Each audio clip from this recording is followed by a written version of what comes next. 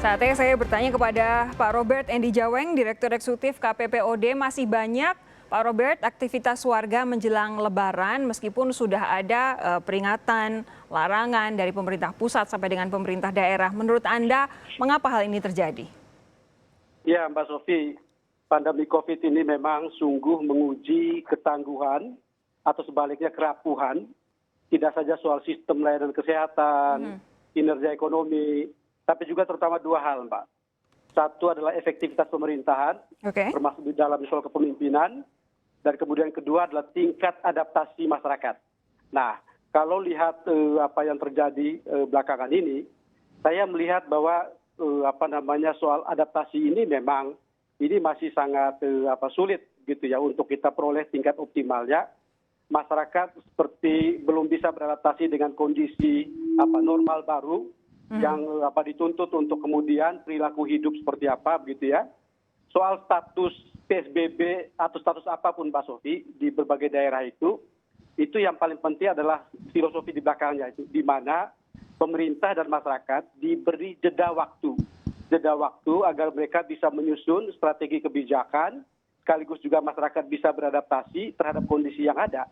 Kalau ternyata setelah berjalan berbulan-bulan, kita melihat misalnya kalau mau ukur sekarang, tingkat dari sisi epidemiologinya, tingkat reproduksi efektifnya, apakah suatu daerah hari ini tingkat reproduksi efektifnya itu sudah mencapai titik nol atau paling tidak lebih kecil dari 1 atau masih lebih tinggi dari 1, faktanya kan cuma 3 daerah ini, DKI Jakarta, kemudian Jawa Barat dan Jawa Tengah. Jawa Timur itu yang paling tinggi, artinya dia masih kemampuan penyebaran terhadap rata-rata orang dari seorang pengidap itu masih 2 atau bahkan 3 orang. Ini berarti kita belum bisa membuat apa yang disebut dengan pembatasan gerak warga, pembatasan kegiatan, apakah kegiatan bersekolah, kegiatan bekerja, kegiatan beribadah dan sebagainya. Disinilah saya kira ujian bagi kepemimpinan seorang kepala daerah maupun efektivitas pemerintah secara umum, sejauh mana kemudian masyarakat benar-benar memang melihat ini sebagai suatu gerakan besar bersama di bawah kepemimpinan masing-masing kepala daerah untuk mencapai apa yang memang menjadi harapan kita semua gitu ya. Di sini inilah saya kira memang sekaligus. Tapi soal efektivitas pemerintah apa yang jadi catatan Anda? Saya kira pertama kita kalau bicara Jawa Timur atau Bogor mungkin ini masih jauh dari kondisi yang terjadi di banyak daerah, di mana hari ini Mbak Sofi bahkan 380 daerah itu jangankan bicara program, jangankan bicara kegiatan, anggaran saja itu masih sulit mereka. Maka kemudian kena semprit penundaan DAU dari Menteri Keuangan itu. Kemudian 248 daerah itu masih belum bisa update data yang terkait dengan penerima bantuan dan sebagainya. Jadi memang sebagian besar daerah kita itu masih bicara pada hal-hal yang sifatnya elementer, soal kesiapan anggaran, soal rencana program dan sebagainya. Masih belum seperti Bogor atau seperti Jawa Timur sudah bicara tes berbagai tes dan sebagainya. Jadi memang kondisi seperti inilah yang membuat kemudian variasi persoalan itu sangat terlihat gitu ya. Kemudian sisi lain adalah bagaimana kepemimpinan yang menggerakkan.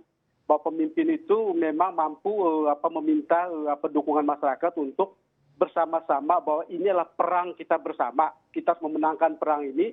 Tidak hanya bisa para pemimpin ini sudah berhasilkah meminta masyarakat untuk bersama-sama berperang? Lihat saja di Jakarta, lihat 1-2 hari ini, betapa mal, pasar dan sebagainya itu masih banyak orang yang berkeliaran di sana. Jadi ini seperti kondisi kita ini ketiadaan hukum, lawlessness gitu ya. Aturan itu benar-benar tidak bisa ditegakkan. Nah ini statusnya sudah sangat jelas, ini PSBB, tetapi penegakan di lapangan ini sesuatu yang lain lagi ceritanya. Saya minta respons dong dari Bung Emil dan juga Bung Bima. Bung Emil terlebih dahulu, singkat saja. Ya, terima kasih. Menurut saya poin yang bagus sekali dari Pak Robert bahwa tentunya pemerintahan yang menggerakkan.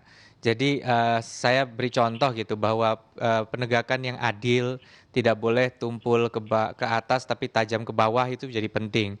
Jadi kita juga terus melihat misalnya masyarakat tentu akan juga mempertanyakan manakala kelihatannya kok yang ditertibkan lebih ke pelaku ekonomi kecil Ya, bukan pelaku ekonomi yang skala besar. ya. Nah, inilah yang kita terus lakukan perbaikan pembenahan. Walaupun sebenarnya kalau kita lihat secara mikro gitu ya, bahwa segala protokol itu sudah ketat dilaksanakan di tempat-tempat pusat ekonomi yang besar misalnya gitu ya. Mereka punya resources untuk melakukan itu. Tetapi beberapa kerumunan juga terjadi, beberapa pelanggaran juga terjadi, tetapi memang tetap bagi masyarakat mereka ingin melihat bahwa ada ketegasan baik ya dimanapun itu. Jadi ini jadi penting. Dan yang kedua juga ini memang ironinya. Saya ambil contoh misalnya pelanggaran lalu lintas, apakah masih terjadi? Walaupun hari ini kita sudah sekian lama membudayakan, ya bisa saja terjadi. Dulu lebih banyak karena budayanya Oke. lebih banyak melanggar. Hari ini berkurang. Apakah itu karena memang penegakan hukumnya kurang? Bisa juga karena memang ya kemampuan untuk menjangkau setiap sudut, setiap penjuru tentu terbatas dari penegak hukum. Seperti saya sampaikan 845 KTP disita hari ini. PSBB Surabaya Raya jilid 1 itu penindakan sudah mencapai kurang lebih 15.000 Baik. penindakan. Tetapi akan ada segmen-segmen yang tidak bisa disentuh. Ini sebabnya kami dari pemerintah selalu terbuka. Kita akan bekerja lebih keras dan lebih keras lagi agar masyarakat tahu satu, kita adil dalam menegakkan aturan. Dua, ya, dan mohon diingat juga bahwa penegakan aturan ini juga merupakan sinergi karena Satpol PP yang menegakkan hukum Perda itu adalah Satpol PP pemerintah kota dan kabupaten. Jadi kita ada koordinasi dengan kabupaten kota, ada juga koordinasi lintas Oke. elemen dengan Polda dan TNI. Baik. Kalau Bung Bima Arya seperti apa? Ini kan dilema antara kultur dan struktur. Kalau kultur ini kita berhadapan dengan tradisi yang sudah mengakar, yang sudah terjadi di keseharian warga selama ya puluhan tahun ya. Tradisi mudik, tradisi beli baju baru dan lain-lain. Nggak mudah kultur ini dilawan, dirubah sekejap. Nggak semua punya sense of urgency yang sama. Nggak semua punya tafsir yang sama tentang COVID-19 ini. Saya sebagai alumni COVID punya sense yang sangat kuat ya tentang apa bahayanya COVID-19 ini.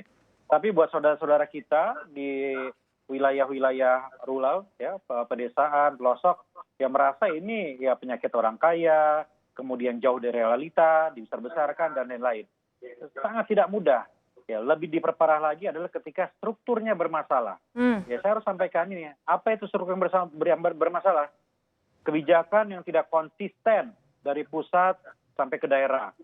Kedua, kewenangan yang tumpang tindih. Ketiga, corak kepemimpinan yang berbeda-beda. Ada yang berani, ada yang punya nyali, ada yang siap di depan, ada yang tidur di belakang, ada yang takut begitu. Ya, suasana perang seperti itu memang. Nggak semuanya sama. Jadi sekali lagi ini situasi memang luar biasa. Nah, tetapi adalah tugas dan tanggung jawab kami, para kepala daerah, untuk ikhtiar maksimal. Ya, saya sering sampaikan, saya sudahlah dengan segala macam kesemrautan, kita lakukan apa yang kita bisa dalam otoritas kita, dalam kewenangan kita. Makanya tadi ya, ikhtiar kita adalah pengamanan berlapis, pendekatan kultural. Saya tadi pagi baru briefing seluruh camat lurah, jadikan masjid sebagai garda terdepan juga untuk edukasi melalui corong, speaker, supaya tidak sholat. Saya minta tolong didata masjid-masjid yang kooperatif. Tolong didata masjid-masjid yang bersama-sama dengan kita bisa mengedukasi warga. Masjid yang bisa menjadi lumbung pangan misalnya. Itu cara kita melalui pendekatan kultural dan menggabungkan dengan formal. Kemudian RW siaga tadi, dilibatkan RT, RW, supaya langsung menusuk ke bawah. Ya karena kalau kita mengharapkan hanya kepala dinas, Pol PP nggak bisa. Pol PP Bogor ini cuma 200 orang. Penduduk Bogor 1 juta, nggak bisa. Kemudian kita mengharapkan bantuan dari pusat. Ya, bukan berarti nggak usah. Tetapi banyak hal ketidakpastian di situ. Karena itu saya bilang kita ikhtiar. Kita mobilisasi bantuan, donasi dari warga, dan lain-lain. Gitu. Oke. Nah, jadi intinya kita lakukan apa yang kita bisa di tengah berbagai macam keterbatasan. Karena ini tanggung jawab masing-masing daerah. Pak Robert, begini, saya ingat waktu tahun lalu kita masih membahas soal politik dan bagaimana pemerintahan berjalan, kita sempat berbincang soal Indonesia yang menerapkan otonomi tapi kadang-kadang setengah hati. Nah, kalau menurut Anda berkaitan dengan pandemi COVID-19 ini, bagaimana sinergi antara pemerintah pusat dan pemerintah daerah untuk menangani pandemi selama ini yang Anda lihat, Pak Robert? Kalau lihat statusnya Mbak Sofi, ini statusnya adalah bencana nasional non-alam. Artinya apa? Komando nasional, panglima tertinggi itu ada pada presiden dan jajaran pemerintah pusat. Presiden kemudian mendelegasikan kewenangan kepada ketua gugus tugas di pusat maupun juga ketua gugus tugas di provinsi, kabupaten, kota, yaitu adalah para kepala daerah. Jadi memang komandonya itu dari pusat. Nah ini yang saya kira perlu ditegaskan benar bahwa konsistensi kebijakan itu tidak hanya antar pusat dan daerah, tapi juga secara horizontal di pusat antara kementerian dan lembaga, gitu kan? Nah jangan-jangan tadi Pak Wali mengatakan soal konsistensi kebijakan itu, jangan-jangan model kelembagaan gugus tugas ini bukan suatu yang model efektif, Mbak Sofi, karena memang pandemik ini berdampak sistemik ke semua bidang kehidupan. Sementara kelembagaan yang mengelola gugus tugas itu kan tidak bisa, kemudian dia bisa mengharmoniskan regulasi antara misalnya Kementerian Perhubungan dan Kementerian Kesehatan terkait dengan apakah di wilayah yang berstatus PSBB boleh itu ojek online berkeliaran atau tidak, atau antar Kementerian Desa dan Kementerian Dalam Negeri apakah boleh dana desa itu bisa dipakai untuk beli sembako atau dia hanya BLT padat karya misalnya. Nah ini kan nggak bisa dikelola oleh selevel gugus tugas. Betapapun ketua gugus tugasnya seorang letnan jenderal, gitu kan, tapi kelembagaannya nggak kuat. Maka ke depan ini penting sekali untuk kita melihat, Mbak Sofi, model kelembagaan ini perlu untuk kemudian diangkat ke level yang sangat tinggi, bahkan presiden memang sumber atau pemegang kekuasaan tertinggi, tapi saya berpikir Menko atau wakil presiden bahkan bisa memimpin pada tingkat operasionalnya, tidak kemudian di level satuan tugas yang sebenarnya seperti alat bantu pemerintah dari gugus tugas ini. Sehingga kemudian garis ke bawahnya jelas bahwa Kang Bima itu berperan sebagai wali kota, bukan semata sebagai ketua gugus tugas di tingkat kota Bogor, gitu kan itu. Pak Robert, begini, singkat saja, apa yang bisa Anda sampaikan kepada para pemimpin daerah ini, baik Bung Emil maupun Bung Bima, soal kedepannya mengatasi menghadapi pandemi ini, khususnya ketika 2 hari lagi kita merayakan Idul Fitri? Pertama adalah kalau terkait masyarakat, terutama tingkat adaptasi masyarakat terhadap situasi yang ada, gitu ya. Saya kira kalau berkeliaran itu karena tidak sadar, karena ketidaksadaran, berarti kan soal edukasinya, soal pendidikannya itu yang harus benar-benar dibuat masif, begitu ya. Tadi Kang Bima sudah punya pemikiran untuk menggunakan rumah ibadah, masjid dan sebagainya untuk menjadi corong untuk menyampaikan pendidikan seperti ini. Tapi bagi masyarakat berkeliaran yang karena terpaksa, Mbak Sofi, karena dia harus mencari sumber penghidupan. Nah ini kan problemnya.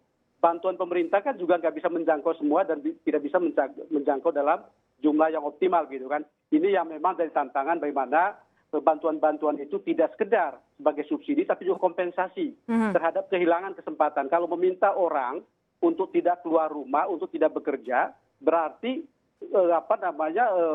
kehilangan kesempatan dia untuk bekerja itu yang kemudian harus dipikirkan. Saya tinggal punya waktu sisa sedikit, saya ingin bertanya kepada Bung Emil dan juga Bung Bima, apa yang akan Anda lakukan untuk selama 2 hari ini ketika masyarakat akan menghadapi Hari Raya Idul Fitri? Bung Emil lebih dulu, singkat saja. Ya sudah jelas bahwa ini masih momen PSBB di 2 titik, terutama di wilayah Surabaya, Sidoarjo, dan Gresik. Maka kita makin mengintensifkan pengamanan checkpoint masuk ke wilayah ini dan keluar dari wilayah ini, karena ada juga pola pergerakan mudik dari dalam Surabaya keluar, gitu. Dan juga tadi satu poin yang belum saya sampaikan, Mbak Sofi, selain penegakan aturan yang adil, satu lagi yang akan dilihat dari pemerintah adalah efektivitas penyaluran bansos. Nah inilah yang kebetulan kami kawal sebagai gugus tugas sosial ekonomi. Kita menambah 1 juta sasaran bansos seluruh Jawa Timur, dan yaitu bahwa kita koordinasi terus dengan pemerintah kabupaten kota untuk memastikan bahwa bantuan ini bisa komprehensif. Dari 13 juta KK di Jawa Timur, kita memprediksi total bansos ini dengan terpadu bisa mencapai kira-kira 60-65-70% lah dari keluarga di Jawa Timur. Bung Bima, kalau Anda? Ada 4 hari tersisa menuju hari terakhir PSBB tahap ketiga. 3 hal yang kita lakukan. Yang pertama adalah above the line, gerilya di udara. Sosialisasi masif tentang kebijakan Pemkot, clear. Tidak boleh sholat id berjamaah di luar, dihimbau untuk di rumah. Ya, itu kebijakannya. Jadi sosialisasi masif. Yang kedua adalah gerilya di darat. Kita perkuat checkpoint, koordinasi dengan teman-teman aparatur yang lain, dengan Polantas, dengan TNI, untuk memastikan bahwa di titik-titik itu tidak ada yang kecolongan dan kemudian masuk juga ke titik-titik pasar. Ini sampai 26 kita kawal terus tempat-tempat kerumunan pasar. Yang ketiga adalah benteng terakhir kita RW siaga, RT, RW yang menahan supaya kalaupun kecolongan, orang yang masuk ke Kota Bogor itu harus diisolasi selama 14 hari. Tidak boleh keluar sama sekali sampai dinyatakan clear oleh puskesmas terdekat. Baik, Bapak-Bapak, terima kasih Pak Robert, Bung Bima dan juga Bung Emil. Terima kasih sudah bergabung di Sapa Indonesia Malam hari ini. Saudara jangan kemana-mana, kami masih punya